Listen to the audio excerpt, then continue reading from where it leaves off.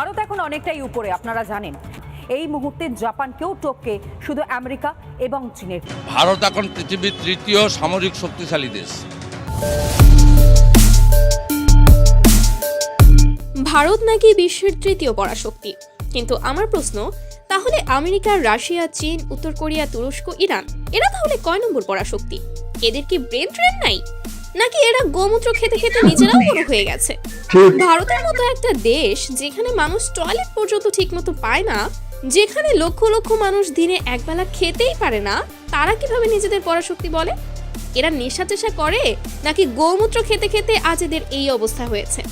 ঠিক এই যে গোমূত্র বড় বড় খেয়ে কথা এই অবস্থা বলছে, হয়েছে। একবারও নিজের দেশের অবস্থা দেখেছে?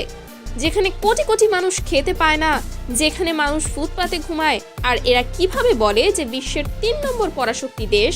হয় এরা গাঁজা খায়, না হয় গোমূত্র খেতে খেতে আজ এদের এই অবস্থা। আসলে এদের ব্রেন ট্রেন শেষ। আমার মনে হয় ওরা গাঁজাই খায়।